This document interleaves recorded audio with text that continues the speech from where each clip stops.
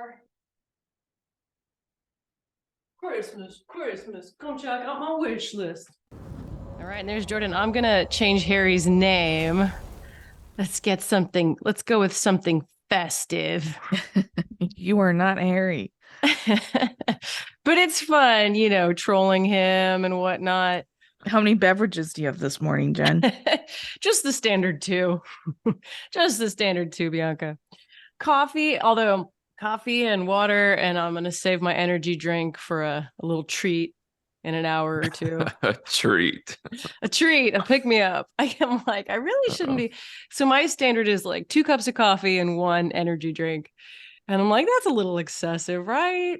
No?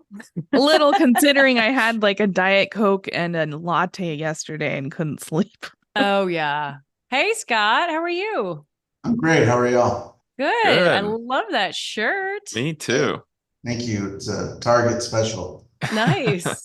Hey, Garrett. How are you? Good. How are you? Good. Thank you. Just getting set up here.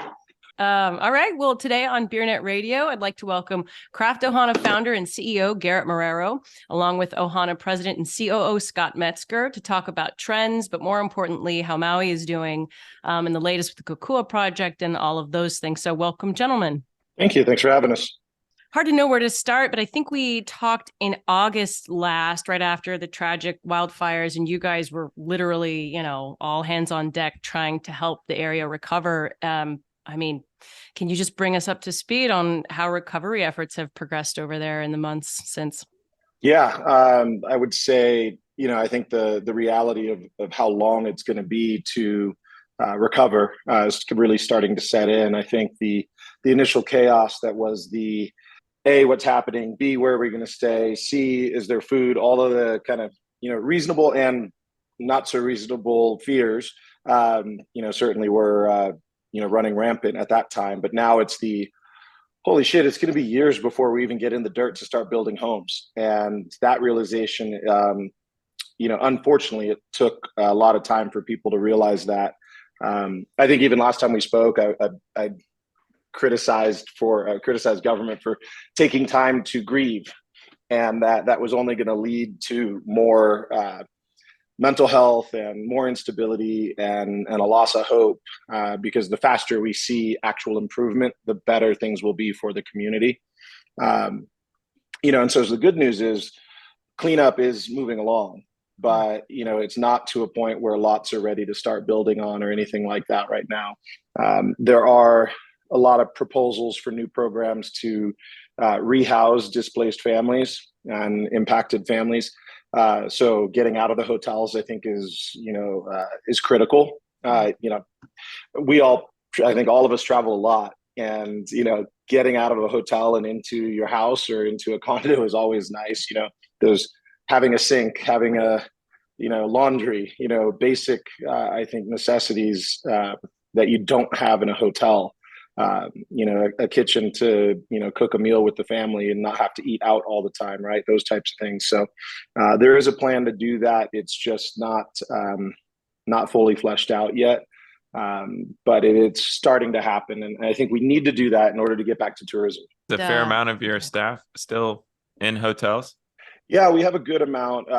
Some have found other housing. We are running a leaner team than we did before. And some have left island. I think, starting day one after the fires, we saw people starting to leave.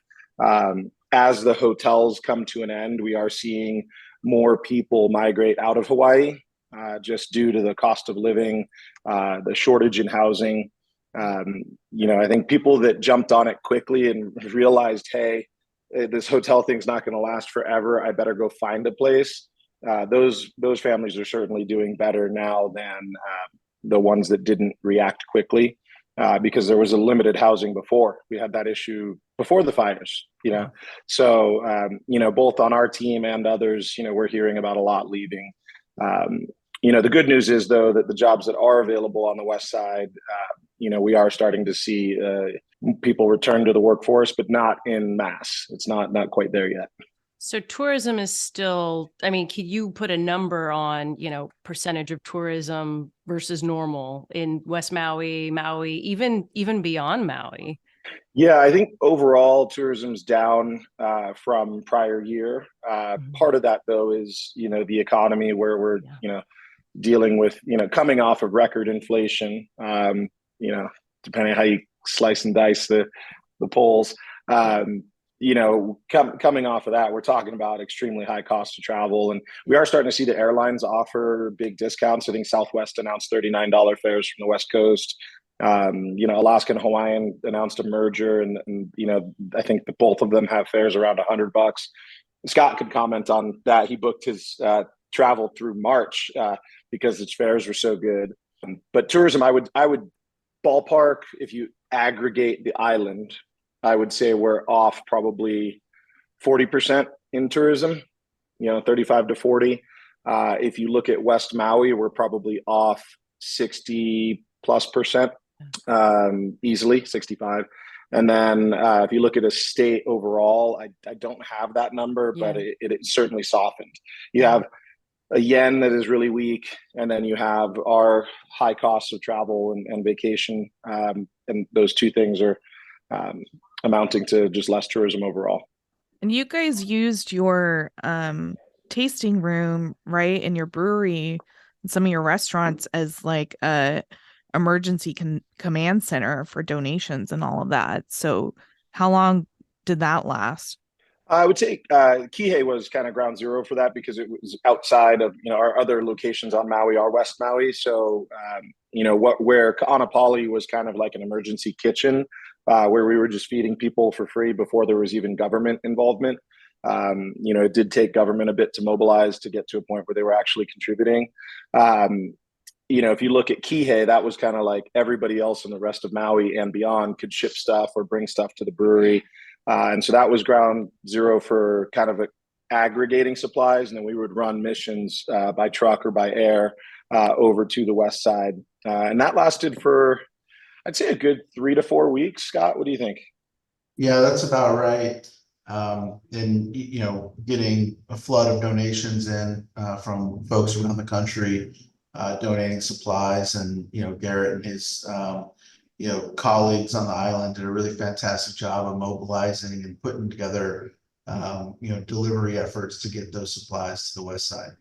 Yeah, I think, after that, it was organizing what was left. And like even we went last week to try and donate some clothes to Salvation Army, good clothes.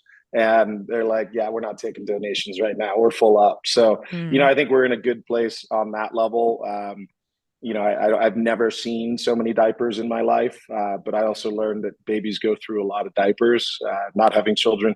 I heard it was like 30 diapers a day or something like that. And I was like, no wonder my garage is full of diapers because there wasn't enough room in the tasting room. So Jen and I can definitely agree that baby's got problems. Yeah, no, that's a good high.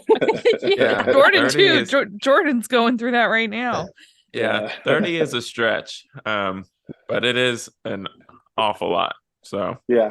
I do think that this experience has really highlighted, that whenever there's a disaster, the generosity of people has always been to donate things, and I think we were able to see firsthand that oftentimes the allocation of what people think those things are does not match up with what's needed on the ground. So, understanding that everyone's resources are tight, but when there are situations like this, really the best way to donate is with money to, the right causes, so that, that resource can get allocated the right way instead of, piling up in clothes or diapers or something like that.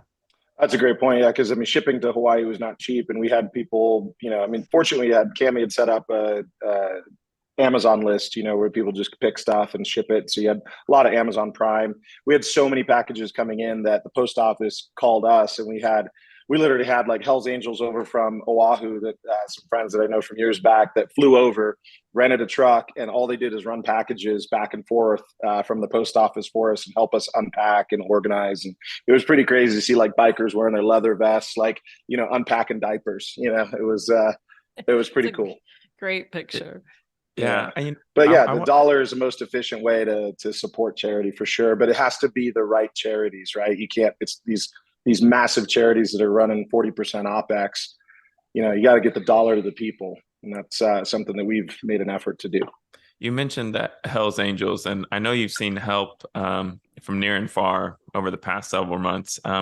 But any other like particular stories like the Hell's Angels of support that stand out, or anything that really touched you over, since August? Yeah, I'd say, we had a trip planned for months to come back to Jackson, where I'm at now, Wyoming. And Cami runs a charity called US 13, which celebrates honors the 13 service members we lost in Kabul when we, just kind of pulled out quickly. And we were one of those families who become good friends of ours. They live here in Jackson, which is where Riley McCollum was from. And we had this event planned because it was August 26th was the anniversary. Of course, the fires pushed our trip back. And so we were kind of in this rush mode to get here and do her event. We knew it wasn't right for us to leave Maui when it needed us, needed help right away. But I ran into it. We held a pint night. So Roadhouse Brewing here in Jackson did which you guys know, Colby, through the Pure Madness stuff, and one of my very good friends. They did a pint night to support Maui, and met a family that night that vacations to Big Island every year. And, here we are, we're doing a pint night. Pint nights don't usually raise a ton of money. I mean, you're talking maybe $1 a pint, a couple bucks a pint, something like that. And I had a goal to like raise 10 grand over the whole week that we were doing these events. And this guy walks up to me and hands me like a $10,000 check, like, just, here you go. And I was like, oh my God, I don't even have a receipt to get you. He's like, no, I don't need the tax donation. It's just, I want to help. Our family loves Hawaii. And like I even getting tears in my eyes now thinking about it, because it was just such an emotional, like, moving gesture that I had just met this guy, an hour earlier, and, hands me this $10,000 check because he wanted to help. And that was still so early on. I think that might have even been his 10 was probably 10 of the first 12 we raised, so crazy. Wow. Well, last time we checked on Kukua Project, I think you had 400 brewers sign up, participate in 48 hours. So what's kind of the current tally right now? Yeah, I think we surpassed 700 breweries that registered to participate. Some have fallen off that it was schedule and or couldn't get the ingredients in time, those types of things. But I think we're still north of 720 in participation. And I think it's important to note that's around the world. So we've had breweries in Denmark, Sweden, Japan, all over the place. And like, I'm as much as I travel and I'm going into, local breweries or brew pubs, and I'm, seeing Kukua on tap, and I don't memorize the 700 plus breweries that participated. I've had more Kukua beer, like, just traveling than you can imagine. But I don't have the final figures yet, because obviously people still are selling through and allocating the money. But, our goal is to raise $1 million through that to put towards rehousing people. So that's, it's a big effort. But even our partnership with brewery branding alone, with those Kukua packages, I think we raised something like $90,000 in that partnership. So significant money is being raised, but significant to us, but still a drop in the bucket of what's needed out there. Is there a time frame on participation in that? Yeah, officially it's supposed to end 12/31, but it's kind of loose so that at least there's a date that we can then go back to the breweries that said, hey, you said you were going to participate. How much did you brew? How much did you donate? And because we didn't require the donations to go to a specific charity, we're just going to aggregate everyone and to show how much was raised. But some went to Mackay Foundation, some went to the NBC Fire Fund, some went to Legacy of Aloha. Those were our top 3 recommendations. But beyond that, some had, other specific organizations that they wanted to help out, such as Maui Strong, which is a big one. I think they've raised $180 million or something so far. Wow. That's Hawaii Community Foundation, Maui Strong. But then even one like Creature Comforts, our friend Chris Herron, who I sit on the board with, they raised money. He caught wind that one of his teammates has a sister that lived in Lahaina, which I didn't even know about. And She had a bagel company that was a food truck, I believe it was, that completely burned down. And I knew the name of the bagel place because it was like famous for legit bagels on Maui. And I'd been on my list of things to go see, but it was so new, and then it ended up burning down, that they raised $20K from their Kokua fund, and they donated that directly to her to get her back in business, to buy the equipment that was all burnt up in the fires. So, stories like that where the money is kind of all over, but so that million might not be all NBC Fire Fund to go specific uses, but it's going to be, something that'll be aggregated over the time. I think we'll extend it, frankly, because even people are asking me today, hey, can we still get in on Kokua because we've got a brew slot in like February? Like, sure, raise it and donate money. That's all we care about at this point. And you mentioned you've gotten to try a lot of Kokua over the past few months. Have you been impressed with the beers? Yeah, it's interesting because some, really stuck right to the recipe and did whatever they could to get the exact same ingredients. And we only put that out as a guideline, and we were very clear, like, brew what you brew and do what you do best. If you're a sour brewery and IPA is not your thing, just do a sour, whatever comes to you, right? So I've had quite a varied amount of both session IPA to fruited double IPA. I had a cold IPA.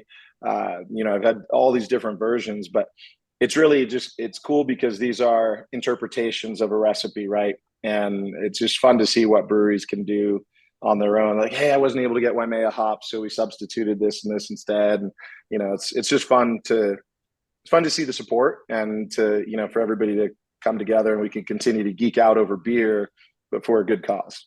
Yeah, remind me, was it just draft or was it packaged too for the Kokua project? Yeah, so it was supposed to be draft only, everyone else, and then package for us. And that's just based on trademark rules, and we got some really good guidance from Sierra Nevada on what happened with them and with resilience. Yeah. And it was, the guidance we were given was, packaging can run into issues because if someone else has an issue that, say a can blows up and affects people, then Kokua, because we're the owner of the trademark, could come back on us. And it just got and this shows you how bad we are as a society, that tort law can be so fucked up that we're just trying to do the right thing, but now we can't do it because of, the one lawyer who's going to chase us, right? The ambulance chasing kind. We ended up just saying, you know what? We don't know what you do you. And, we have told you draft only, but if it makes it into a can, that's up to you. Yeah. So for me, it was, if you brew more beer, raise more money, and donate more money, doesn't matter to me. Because it'd be kind of fun to have a Kokua variety pack, right? All these different flavors. That'd be pretty cool. Only if you come and pack them, Jen. I knew you were going to say that. Sign me up, man. First, let me get through this summit, buy your tickets, and then I will fly right to Maui right after that. But well, no, speaking of, can you guys, how's the year going for you? Obviously it's been very tough, but because of the wildfires, but then generally craft has also seen a tough year. Can you tell us anything about how it's gone 2023? I think that's the year we're in. Yeah, Scott, I'm sure we'll get into direct numbers. I can say 2023 was our most challenging year, period. I don't think either of us expected the acquisition to be as difficult as it was. I can say we've got a great team at Modern Times, but the amount of neglect on equipment over the years really, became evident. The things you can't see in due diligence. So we had quite a bit of lost production days, lost packaging days due to that. My hope is that we're past that, and it seems to be. Our order fulfillment rates are double what they were just a couple months ago. The best news is that both the best and the most frustrating to me is wait, we have these orders. Everybody's screaming for more beer. We're just not meeting it. What do we have to do to make that connection? We're blessed that we're not in the holy shit, we have too much beer, what do we do with it world, right? On the same side with Maui, we were going through a big expansion, new canning line, new things like that. And then the fires hit. So we had all this inventory built up to cover the 6 weeks or so that we'd be down packaging. And then the fires hit and there's like no more orders. So, West Maui accounted for roughly 15% of our Hawaii business. So, kind of crazy. And again, though, it's really cool because as frustrating as that, I just call it, it was another slap in the face, if you will, for the year, the fires. The demand for Maui is off the charts. I mean, we're going to finish in the black in Hawaii, even losing that 15%. It's not going to be the 20+% growth that we expected. It'll be low single digits, I'm guessing. But if you look at the mainland, we're up an average of, I think, 40%, 36% each month year over year. So, our mainland team, to their credit and to the credit of the craft beer drinkers out there supporting Hawaii, we're seeing demand for Maui stronger than ever. It just shows you that we were right to diversify and during COVID start to produce in the mainland to be able to help support the mainland. And so I guess the way I'd sum up and turn it over to Scott would be the seeds that we've planted over the last, say, 3 years, and specifically in the last 12. Many of those seeds of operational excellence that Scott has planted, we're starting to see the results of that in a positive way. Yeah. So, just to dive in, a little bit on numbers, obviously the island of Maui is a pretty significant key driver for our business. Represents roughly 40% of our Hawaii business and 30% of our business overall. So, our backyard, like most brewers, is a pretty key element of things and a good indicator of how the year in general was going.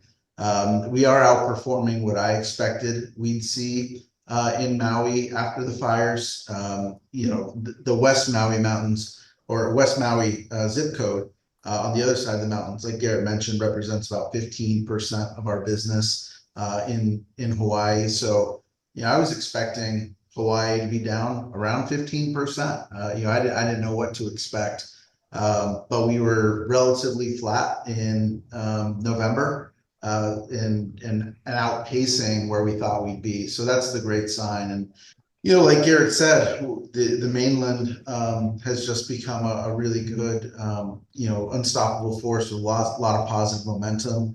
I give a lot of credit to our contract partner there on the mainland. They're providing us, reliable and tasty beer that's right on spec. And, I think one of the things that we went into this contract arrangement with is being very transparent about where the beer is coming from and why we do it. But, we've seen a lot of success with that. And we're helping to, reduce our carbon footprint along the way by not shipping, containers of beer across the Pacific Ocean. Remind me who your contract producer is? We're producing with Avery, okay, and right. We do get some Maui beers we're making out of San Diego as well, specifically our heavily fruited beers that would be uneconomic to do at a contract producer.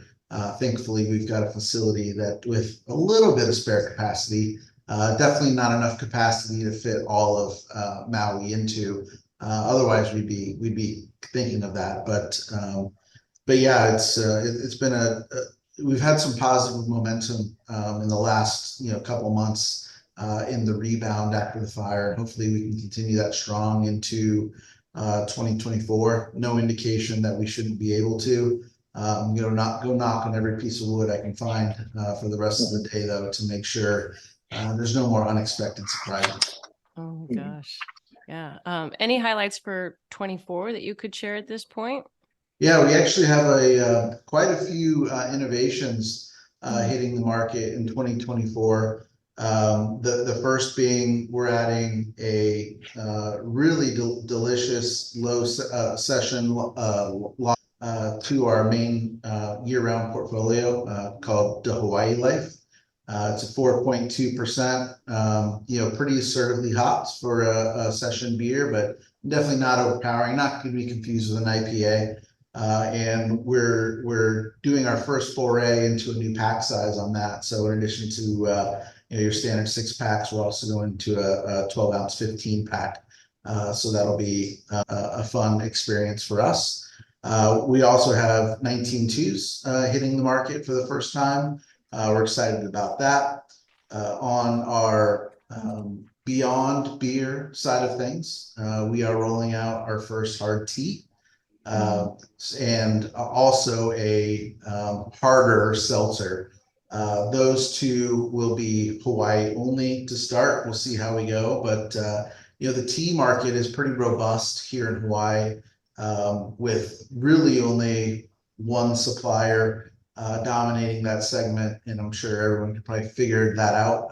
But with all due respect to our friends at that organization, that's a place where we think we can make some real inroads here in our backyard. So we've got Peach Mango Island Hard Tea rolling out here in Q1. And is that 6-packs, 12-packs? What That's packs are that? That's a 6-pack and a 19.2 single serve. Okay, gotcha. Yeah, 19.2s are a big evolution for us because we've had demand for them forever. It just was difficult with our old canning line being, for us, relative to volume needs, slow, at 380 a minute. The new line, we're able to pump out a lot faster and also has easier changeover for 12-ounce 206 cans, which of course are the Hawaii-made can, to the 19.2 ounce, which is a 202 can.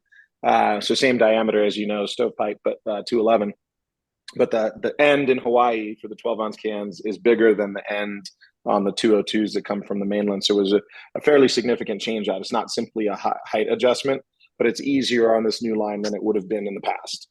Yeah, and we do have 19.2s. We'll also not of the tea, but we do have some other 19.2s rolling out on the mainland as well on some of our cores. So 19.2 is not just a Hawaii play for us. It is an entire marketplace. So we're really excited about that. We read your publication and all the others, just like everyone else, and we can read all about how the single serve market has really had a lot of headwinds. So we're super excited about that for no other reason that it's really the fruit of a long and not quite over, but almost over project of completely overhauling our can line. So this project has been underway for over 2 years.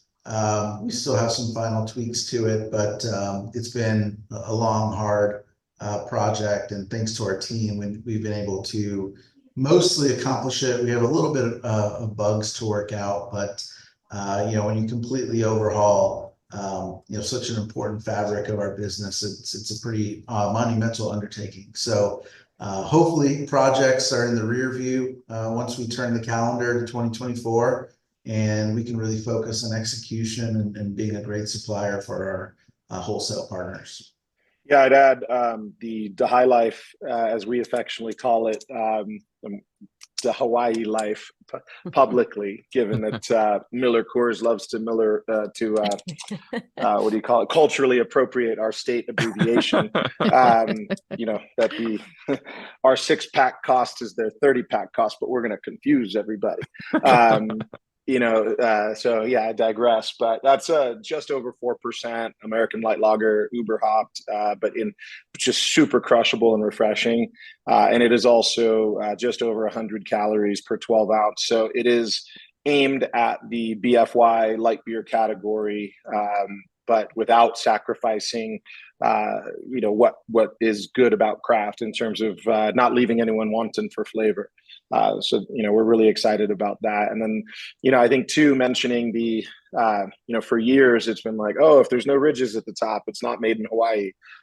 We're going to have to, of course, educate that the taller can, although no ridges, is still in Hawaii, still made in Hawaii. So we have the mainland ones will say very clearly where they come from because they're from the mainland, but the Hawaii ones will also state that they're from Hawaii because those are actually getting packaged in Hawaii. So we wouldn't want our fans or our consumers or craft beer drinkers to consider the tall can being shipped in. That is not the case.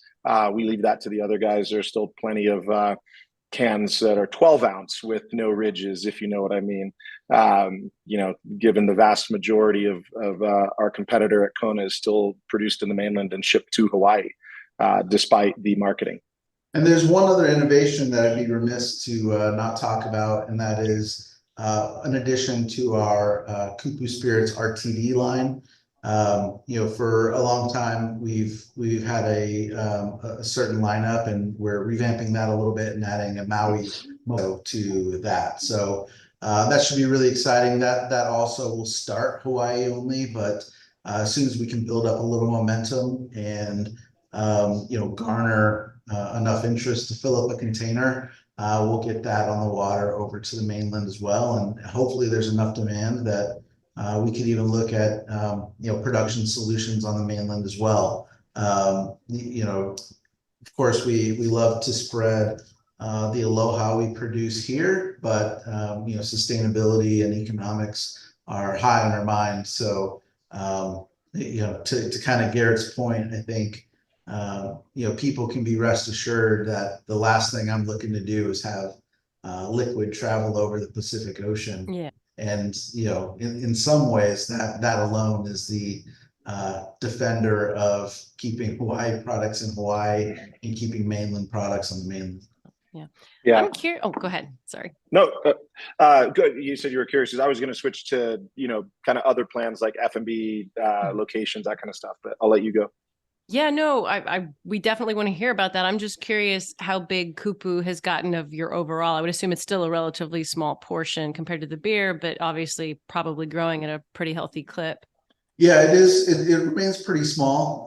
It does have a lot of growth potential. And of course, you look at, if we get one extra shipment, like, oh, cool, we're up 100%. So right now, I'd say that, it's too small of a base to really kind of glean much insight into trends. But I will say it's an area that we, really have a lot of focus in 2024 of putting some attention on and making sure that we have a more deliberate plan of how to grow that. Because obviously, again, right, we read all the news, we know where consumers are gravitating towards, and we want to be able to get that share of throat when people are deciding on their purchasing decisions. Yeah, I'd add that I think where we took a streamlined approach to our cocktails before, because we made ginger beer, we made root beer for our restaurants, we made cola. We were like, oh, gin and tonic, whiskey ginger, whiskey cola, boom, easy. And that was just to kind of get out the gate. Those also are arguably more sweet than I think the current trend in cocktails. So we are not only shifting the cocktails to a more appropriate for the geography, right, to scream Hawaii, but also focus on a little bit less sweet. So they're kind of targeting towards, again, that BFY movement, even in cocktail. But I'm really excited too, because our whiskey's coming on 4.5, almost 5 years now. So we're really getting to that point where we're like, not just, age is really just a statement these days, because quality, even our year one whiskey was winning medals, but where it's developed at this point is something I'm extremely proud of. And our gin also continues to win medals. And we have kind of extensions of that, like our barrel aged gin that also has won medals and can be used in a multitude of ways. So we're excited at what we can do with Kupu for sure. Nice. Yeah. And then you started to talk about FMBs, which we're always interested in. Yeah. Yeah. Well, so our seltzer continues to evolve. Of course, seltzer, we replaced citrus with hibiscus lime. That's a kind of a slow changeover. I think the only evolution there is that it's hibiscus lime, so it's kind of a compound flavor, and it's pink. I think that's one trend we're starting to see. But I meant FNB, like food and beverage. So we have plans for a Big Island tap room. Backing up, even I think we talked about our Kanapali restaurant opened 5 days before the fires. So that's but it's moving, and it's frankly doing quite well. One thing about government, they spend more money than any private industry would spend to do the same thing. So, the per diems that they're paying for lunches and dinners, we're not going to we're not going to sneeze at. They're pretty good. But we really do want to get back to tourism where we're not seeing the beverage sales side of that for sure, because obviously you can't use that for beer and other things. But we're looking at a Big Island tap room in partnership with I can't really say, so just a Big Island tap room, and then we have one thing that's been in my corner for a couple of years that I'm making real progress on this year is Japan tap rooms. So looking at expanding to where we have a kinship from a brand and geography. Maui is very popular in Japan. And, I think the thing that holds us back the most there is pricing. So we're also looking at an in-country brewing partner, either in-country or in-region, I should say, brewing partner to be able to deliver the beer more efficiently, fresh, and at a lower price point while maintaining the quality. And if we are so comfortable with the idea of brewing on the mainland for the mainland, and we've just recently started brewing in Australia for Australia, it only serves to consider brewing in Asia for Asia. And so, as we look for an operational partner, as yet to be identified, but some feelers out there, as an operational partner for tap room, retail locations, potentially even restaurant, we're also looking at that brewing partner relationship to be able to grow, because the white space that we have in the APAC markets is just massive. And, we're going both directions, so we're growing towards the east in the mainland, and we're growing, west for, into Japan and Asia. So, really excited about what those projects will bring. How big has your international biz become of the overall total? And still relatively small. And, we were on a great trend pre-COVID. But then COVID just, we had importers that closed during COVID. We had massive increase in shipping costs. We had a, kind of a retraction in where we needed to produce just to get enough beer out with our reduced labor and, what did we call it? Not spacing. When you had to maintain distance, I can't remember what we called that bullshit. Social distancing. Social distancing. Working on a line together, couldn't do mix packs easily, that kind of, so we had to really bring down our production. So we're focused just on Hawaii and maintaining our key markets in the mainland, like California and such. So we're rebuilding our export business, our international business, but we're rebuilding it less of export and more of, hey, let's find the right people to partner with over there and do it there. And so I think that's going to really be I think we'll see some massive growth out of that. When we're talking about Australia, for example, $10 to $13 a case shipping, if we can give that to the customer and deliver the same quality beer, everybody wins: the company, the brewer, the distributor now, and of course the customer. So, we'll always maintain the truth in labeling and the honesty of where the beer's from, but the integrity of the brand and in which we operate will always be intact as well. I think that's I just gave you the politician answer. I realized I told you a bunch of shit and I didn't answer your fucking question. We love to hear all of the things. I would say what Scott, what was it, like 6% or something like that when we did BIPs? It wasn't a lot. Yeah. It's still relatively small, a lot like Kupu, right? And so we're not going to light the fireworks for double-digit growth in that area quite yet, but again, a lot of positive momentum. Garrett, we only kind of touched on the Australia partnership that we've built, but that's a huge opportunity for us to not only really make headway into that market, but to do it in a way that's really makes a lot of financial sense, without putting our organization at risk to take a big venture. So that's just done on it's done on a licensing agreement with a reputable partner in Australia, and like I said, that's a great opportunity for us to expand in a low risk capacity. And also low effort, on our part too. So, a lot of times, organizations, when they look at growth, they put all their eggs in the high effort basket, and that's that's a recipe for distraction and failure a lot of times. So for us to be able to get some easy wins on the board as well is nice. Oh, sorry, Garrett. Oh no, go ahead. Yeah.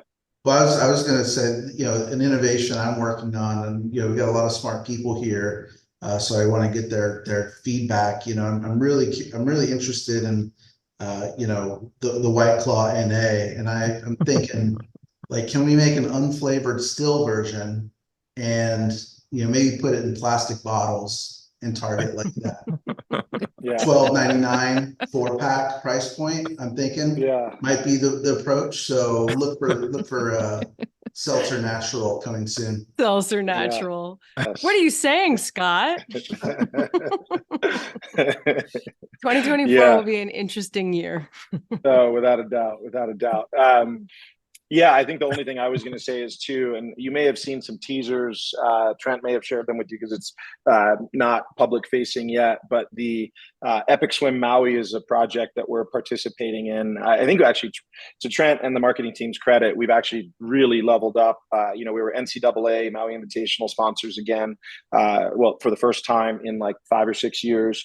And the activations that we got at the tournament, if you guys watched any of the games, you definitely saw Maui. I mean, Dwayne Wade was playing Maui Brewing beer pong on the court with the big trash cans, right? So that was pretty awesome. But then also, and we've agreed to do that. I think we have 3-year or 5-year contract with them to continue it on. But then the Epic Swim Maui is a local initiative that really has reached global heights. Where there's these gentlemen that are going to be training and then completing a swim all the way around the island of Maui. And that's to bring awareness to the oceans, to the climate, and to the environment. And we are the beer partner for that. And so this is supported by not only local government, but state government, as well as other entities that are keen to bring ocean awareness. And of course, it's got multifacets, right? It's environment, it's health, and it's respect for the ocean, and then it's culture, right? Because Hawaii, watermen are unparalleled in their capabilities, right? Historically. So that the Hawaii life is, I will get it right, Scott, one of these days. I also don't mind poking bears. So I know, right? Well, they'll probably be the same person who sent me a cease and desist before. It's still the Hawaii life with a DA. That beer is coupled to the Epic Swim Maui program. And so we're really excited because it's that BFY light beer category, but really, like I said, not leaving you wanting for flavor. It's like the perfect beer to crush when you are, care about your fitness and all those types of things as well. So I think they're just the symbiotic in how they'll move forward. So I'm really excited to share that program with the world. When exactly does that beer hit? Like in February or March? Yeah. Okay. So I'll be on the mainland a lot in March, doing, tastings, tours, the pint nights, all the launch events that the team's putting together for that. I think we're dedicating 2 weeks around the mainland to promote the Hawaii life. And then remind me, are you guys completely national yet? Sorry. No, 27 states. Okay. Yeah, let's say I think 26 states. We do reach the East Coast, but there are a lot of states kind of in between. Our predominant strategy for now is to kind of horseshoe around and hit all the coastal areas. Because that's kind of the natural fit for the Maui brand. Yeah, that makes sense. Yeah, and it's a great point too, because we've talked a lot in percentages when we're talking about, mainland up 38%, Maui up a few points, despite, we're not talking about a zero base. We're talking about, a brewery combined Maui and Modern Times, Maui Hard Seltzer, that we're north of 100,000 barrels, So you're talking about big growth numbers that aren't, we're not like, we're, nothing against, 1,000 barrel a year brewery. We were there once too, but we're still putting up great numbers, and we're only in a portion of the United States. So the amount of white space that our brands have is kind of immeasurable at this point. So, we are, despite how challenging 2023 was, none of us expected it to be easier. It was just more difficult than we might have expected. But as we look forward to the future, things look very bright for our brand family. So we're excited about that. North Carolina coming soon. Actually, I can say that now because cool. we had to wait for TTB to issue a new brewer's notice in the new company name. Changed INC to LLC, and that just like blew up. Like that was like a nuke in licensing. So that was issued today, and North Carolina will be coming on board, and we have chain placements there as well. So that'll be a big state jumping to the front for us, just like Georgia. Georgia's come on strong since it launched last year, earlier this year, and it's just been going like hotcakes. So we're excited. You guys tend to have a mixed bag of wholesalers, A, B, MC, all the above. Got to look for the best wholesalers, because we're trying to find partners, not just distributors. And I think Junk and the commercial team have done a great job of doing that and getting the buy-in. And I think on the wholesaler side, I think we can still say share of mind as opposed to share of throat, which is a new term I heard today, Scott. Thank you. But we are getting that because many distribution partners aren't growing individual brands, right? They're trying to shed number of brands and look for winners. And when we can show the IRI data that for the first time, for example, in Hawaii, last 26 weeks, we outsold Kona in both dollars and in units.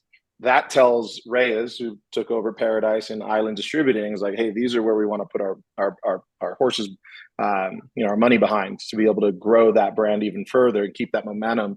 And that translates to mainland markets as well. So, we're really excited about those things. Yeah, and I think we're really fortunate in that, between Garrett and Chris McJunkin, our chief commercial officer, and myself, we all bring not just expertise and experience, but also a lot of relationships that, as we look to build out our map, we've made a lot of friends along the way, and we're able to reactivate those relationships in a really positive way. Did I hear that you guys, do y'all call McJunk and Junk? Did I hear that? That's right. Yeah. Junk. Yeah. When that is not at all descriptive. If anything, it's the antithesis of his capabilities. But that comes from, according to him, it comes from football. Where when your coach yells at you, it's hard to yell McJunkin. So he would just yell jump, and that stuck. And that's how we and most of the beer business knows him. Yeah. It does make it difficult when you get a phone call and it says maybe Junk. Yeah. Awesome. We need cooler nicknames. Well, anything else, guys? That was fantastic. Thank you so much for being so open and candid. Bianca, do you have anything else? Or I don't think so. I think we'd be curious about your final tally on Kokua, next year or whenever you get that. Us as well. Yeah, we're looking forward to that. We'll absolutely share all that. I think it'll be, not to promote that as feathers in our cap, but more as an appreciation for those breweries that participated, just to be able to point to that press release and that news article, and no doubt reporting that they were part of that. I think that's it's about our friends that came in to brew it, and it's about where the money's going to go to help. It's not about Maui Brewing individually. It's about the collective. And, we'll be very proud to show those numbers and promote that positive message that we all need so desperately in today's world. Yeah, and also, I would be remiss if I didn't also shout out, it's not just, other breweries who have participated in this. A big shout out to the partner suppliers who really stepped up and donated to this. So BSG, Hopsteiner, Country Malt Group, Hollandberry, Crosby Hops, Yakima Chief, Brewery Branding, Handles.com, all of them played a huge role in in this project and making it something that was easy for fellow brewers to execute without having to put maybe their own financial position, which we know the industry right now is on maybe some delicate footing. So again, making it really easy. And if I missed any of our partner suppliers, it's not intentional by any means. And if anyone goes to our website, they can see all the great partners listed there. Well, Cool. sounds great, guys. Well, we'll check back in with you after the new year to hear about everything else. But thank y'all again and happy holidays. Nice to see you all. Thanks, Nice guys. to see you too. Cheers. Aloha.